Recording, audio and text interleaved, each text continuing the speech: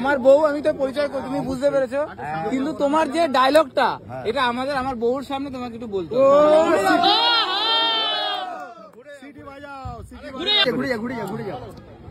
जो আমি বলেছিলাম ইন্টারন্যাশনাল যত দূর ওয়ার্ল্ডে যত মোবাইল আছে, যত হাজার কোটি মোবাইল আছে, বলছো তো এটাই দেখা যায়, এটাই বলেছিলাম। তো আর যত দূর ইন্টারনেট পরিষেবা থাকে, সে মাটির তলায় থাকুক আর আকাশে থাকুক, যেখানেই থাকবে সেখানেই আমাকে দেখা যাবে। তো এই পরিপ্রেক্ষিতে অনেকে অনেক রকম কমেন্ট করেছে, তাদের উদ্দেশ্যে আমি হালকা করে একটা ছোট্ট করে শায়রি তৈরি করেছি। रसनी चाँद से होती है सितारों से नहीं, रसनी चाँद से होती है सितारों से नहीं, वर्ल्ड फेमस बाघा जतीन फोन पे पाउडर धरती पर बनता है आसमान से नहीं।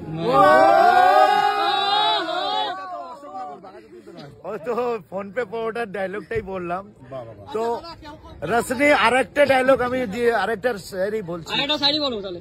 रसनी चाँद से होती है सितारों से नहीं, रसनी चाँद से होती है सितारों से नहीं, अशोकनगर में दीपंकर का बिरयानी धरती पर बनता है आसमान से नहीं।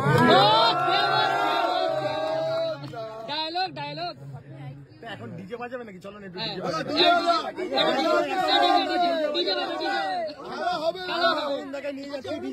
চলো খেলা হবে তো দিদি, একদম খেলা হবে, খেলা হবে।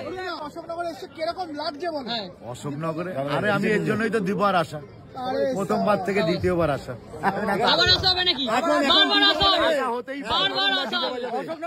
এখানে প্রত্যেকটা যতজনই আছে সবাই মাই ডিয়ার, সবাই আমার ভাই, আমার বন্ধু। কি ভাই? তবে সবাই বলে কি ভাই, এবার কি ভাই একটু বলো, কি ভাই বলো। না না রে বাবা, আমি তো স্কুলে ঠিক আছে খুলে বলো, কি ভাই বলতে যাস? কেমন ভাই? মাসির ছেলে? তোমার কিরকম মনে হয়? পিসির ছেলে না মাসির ছেলে? তুমি আমার কিরকম দাদা? দাঁড়াও, তুমি আমার কিরকম দাদা? হাট হাট, তুমি হাট মানে দাদাটা কিরকম দাদা? হৃদয় হৃদয় কার? আমার তৈরি করে সবাই। আমার ওসব মনে করি না, আমি এইটুখানি মনে করি। Love you too. বুঝতে পারলাম, আমি তোমাকে ভালোবাসি। দে খরচা দে,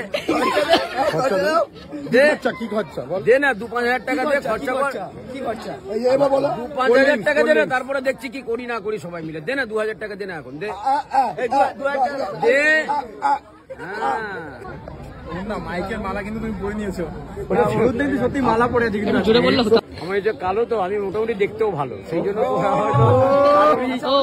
পড়ালি না পড়ালি।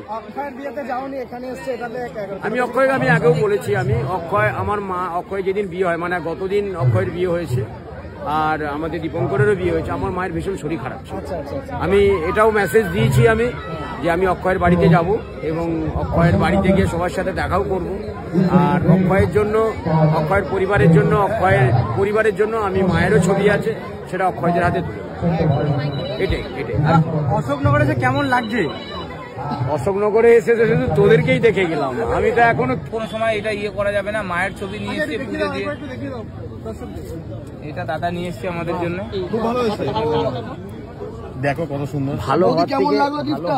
বড় কথা মা তো এটা হয়তো বলবো যে বেস্ট গিফট সবথেকে। দেখতে পাচ্ছ দীপঙ্করের বৌদিও বলছে বেস্ট গিফট। সত্যি কথা দাদা, মানে দাদা বিয়ে বাড়ি এটা বেস্ট গিফট। একদম একদম একদম একদম। এই পয়সা দিয়ে বা সোনা দানা দিয়ে বিচার করা যাবে না। দাদা যে এসছে, মানে কি যে খুশি হচ্ছে, আমি ওর কাছে শুনেছি। আরে দাঁড়াও, বিশ্ববিখ্যাত তো আবার আরেক সাইডে